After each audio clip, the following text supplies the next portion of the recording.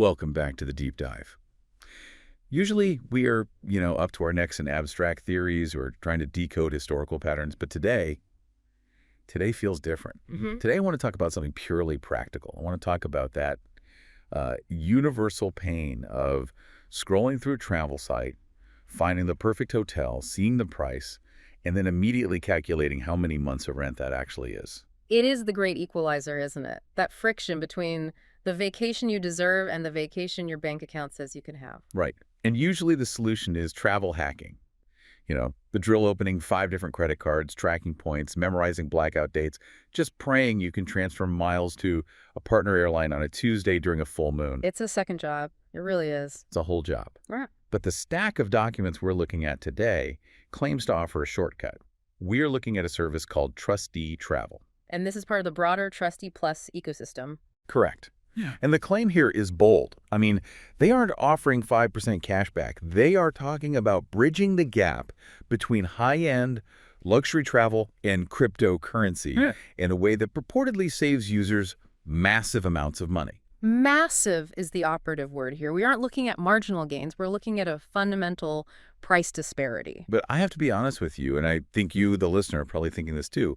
When I hear crypto travel booking, my scam alarm starts ringing a little bit. I imagine a website that was built in like 1999 offering me a bunk bed in a hostel that accepts Dogecoin, or worse, a platform that just takes my money and vanishes. That is a fair skepticism. I mean, the crypto space has been absolutely plagued by vaporware or, projects that overpromise and underdeliver on actual utility. Exactly. But looking at the source material, the inventory list suggests something very different is happening here. Let's look at that inventory. Because if this were some fringe service, you'd expect fringe hotels.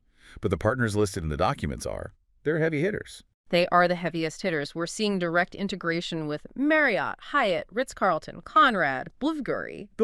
Yeah. I gotta say, I didn't even realize they had hotels until I dug into this. That is the definition of ultra luxury. It is. And the significance here isn't just that the hotels are on the platform. It's the business development side of it. For a crypto-native platform to secure inventory from legacy brands like Ritz-Carlton or Marriott, they have to cross a huge threshold of legitimacy. Okay. These huge hotel chains are incredibly protective of their brand equity. They don't just, plug into any API they find online. So the fact that the inventory is there sort of validates the platform to some degree. But let's get to the meat of this deep dive, the price. The headline claim is that savings can reach up to 60% compared to popular booking platforms. Up to 60%. Okay, stop. 60%. That triggers my too good to be true reflex again. I mean, if I walk into a store and see a designer bag for 60% off, I assume it fell off a truck or it's a knockoff.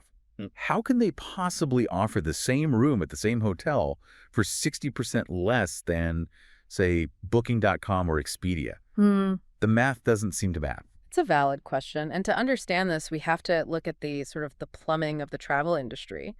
When you book on a major OTA, an online travel agency like the ones you mentioned, you aren't just paying for the room. You are paying for a massive, inefficient stack of middlemen. The middleman tax. Precisely. You have the global distribution systems, the GDS, you have channel managers, the credit card processing fees, which can be 3% alone, bank settlement delays, and then on top of all of that, the massive marketing markup of the OTA itself. Right. Booking.com spends billions on Google ads. You are paying for those ads in your room rate. So the theory is, if you use crypto rails, blockchain settlement, you are stripping out the bank fees, the chargeback insurance, the marketing bloat, all of it. That's the arbitrage. Trustee Travel appears to be accessing wholesale inventory rates. Prices usually reserved for corporate travel agents or package deals.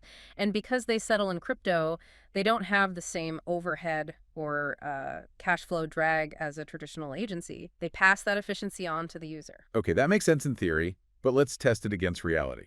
The source material gives us some specific examples. Let's do a show me the proof moment here. Let's do it. Let's look at the London example first. The Hyatt Regency, the Churchill. A classic spot. Yeah. Very expensive city. The source compares a standard booking platform against Trustee Travel for the exact same dates. On the standard platform, and Booking.com is implied here, the rate starts from roughly $736 per night. $736. That is painful. That's a mortgage payment for some people. Now, look at the Trustee Travel rate, starting from $536. Wow. Okay, so that is a clean $200 difference per night. Per night. So if you're there for a 4-night business trip or a long weekend, that's $800 in retained capital. That completely changes the nature of the trip. $800 is your flight. Mm-hmm. Or it's Michelin star dining every night. For sure. But, okay, $200 off is good. The second example, though, was the one that really made me stare at the page. Singapore. The Ritz-Carlton Millennia. An iconic hotel, and typically priced to match. So the comparison here is against Airbnb, which, often lists hotel inventory now. The standard price is hovering around $820 a night. Which, again, puts it firmly in the splurge or honeymoon-only category for most of us. But the Trustee Travel price listed in the source is $469. $469. Wait, that is almost half off. That's a 45% discount. It's a massive drop. It effectively moves the Ritz-Carlton from one pricing tier luxury down to premium. It kind of democratizes access to that level of service. And just to be clear, this isn't for a garden view, no window near the elevator room. This is apples to apples. The source indicates it's the same inventory. And this brings us back to that wholesale concept. Hotels often have unsold inventory they want to move, but they can't publicly lower the price on Expedia because it ruins their brand prestige. Right, that rate parity thing. Exactly. But within a closed user group, like a crypto app, they can sometimes offload that inventory at a discount without breaking their public pricing agreements. Fascinating. So using this app is almost like entering a private club where the rules of public pricing don't apply. In a way, yes, but there's another layer to the savings. We talked about the $469 price, but the source mentions an additional discount mechanism on top of that. Right, the extra 4%, because apparently saving $350 a night just wasn't enough. Every percentage point matters when you're compounding savings. The documents explain that beyond the base rate, there is a further 4% discount available if a specific condition is met. And here is where I usually wait for the catch. You get 4% off if you sign up for a newsletter and refer 3 friends. No social engineering required. The condition is simply the payment method. You get the extra 4% if you select Trustee Plus at checkout. So, paying via their native wallet using cryptocurrency. Ah, so they are incentivizing you to stay in their walled garden. It's a classic ecosystem play. They want velocity of money within their system. By giving you a discount to pay with their wallet, they increase the utility of the Trustee Plus app. It stops being just a place to check your balance and becomes a place to actually transact. Which brings up the user experience. Yeah. Because transacting in crypto is usually where people tune out. I consider myself fairly tech-savvy, but the idea of booking a hotel while standing in an airport using crypto stresses me out. I'm imagining copying and pasting a 42-character wallet address, sweating bullets that I missed a digit, checking gas fees. It's not exactly one-click booking. That friction has historically been the biggest barrier to adoption. If it takes 20 minutes to pay, the discount just isn't worth it. But the source material emphasizes that Trustee Travel is solving specifically for this friction versus flow dynamic. So walk us through the actual process described in the text. Let's say I'm in the taxi heading to Singapore and I need that room at the Ritz. What am I actually doing? Okay, so the source outlines a workflow that is surprisingly Web 2 in its design.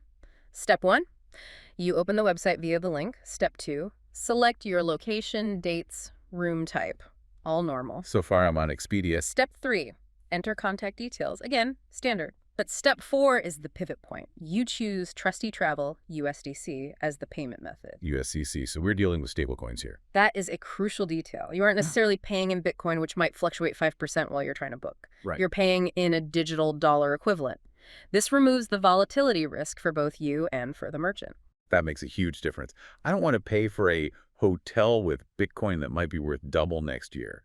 I want to spend dollars. Of course. So, step 5. You confirm sign-in via the Trustee Plus app. Step 6. Click Confirm Payment in the app. And that's it. No copying wallet addresses. No addresses, no scanning QR codes that might be malicious. It's an integrated deep link between the booking engine and the wallet. And step 7 is the kicker. Receive instant email confirmation. Instant is a big word in crypto. Usually you're waiting for block confirmations. Your transaction will be processed in 10 to 60 minutes. I know, but the source explicitly says instant. This implies they've built a settlement layer that handles the blockchain latency in the background, so the user gets the same immediate gratification they would get with a Visa card. That's the key, isn't it? For this to work, it has to feel like a Visa transaction, but settle like a crypto transaction. It has to be invisible technology. The user shouldn't care about the blockchain. They should just care that the Ritz-Carlton is $469. The source also mentions integration with Google Pay and Apple Pay for the trustee card. Yes, which further blurs the line. If you can tap your phone to buy coffee using the same ecosystem you use to book the hotel, the distinction between crypto money and real money starts to evaporate. And that leads us to the bigger picture. I mean, we're talking about hotels, but Yeah. really we're talking about the maturation of an entire asset class. We are. The source text makes a very specific assertion here. This platform proves cryptocurrency is not just an investment asset, but a fully fledged payment instrument. Fully fledged. Yeah. That's a confident statement. Well, think about the last 5 years of the crypto narrative. It's been dominated by store value. Bitcoin is digital gold. You HODL it, you bury it in a cold wallet in the backyard and hope it funds your retirement. Right. You don't buy coffee with gold bars. Right. If you spend 10 Bitcoin on a pizza in 2010, you regret it for the rest of your life. Exactly. But Trustee Travel is pushing the medium of exchange narrative. They are targeting the modern cryptocurrency user, someone who has wealth in this asset class and wants to live off it. They want financial autonomy. The text mentioned control and transparency as major selling points. Full control over payments, yeah. When you use a credit card abroad, your bank can freeze your card because they suspect fraud. You're basically asking permission to spend your own money. When you pay via a non-custodial or semi-custodial crypto wallet, you are the final authority. The transaction goes through because you signed it. And no hidden fees. That's the transparency. No foreign transaction fees, no terrible exchange rates padded by the bank. You see the price in USDC, you pay the price in USDC. Simple. It paints a picture of a modern traveler. This isn't just a backpacker. This is someone who expects luxury Conrad, Marriott, but refuses to play the legacy game of high fees and intermediaries. It's a shift in mindset. It's the realization that efficiency is a form of luxury.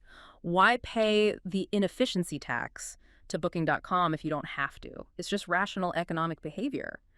If the technology exists to bypass the toll booth, people will eventually take that road. So if we zoom out and look at what we've unpacked here, we have a platform, Trustee Travel, that is leveraging crypto rails to access wholesale inventory. We have confirmed partnerships with top-tier brands like Bulgari and Ritz-Carlton. We've validated the math savings of up to 60%, with hard examples in London and Singapore showing hundreds of dollars in difference per night. And we've seen the user experience a streamlined, almost Web 2-style flow that uses USDC to strip out volatility and friction and offers an extra 4% discount for staying in the ecosystem.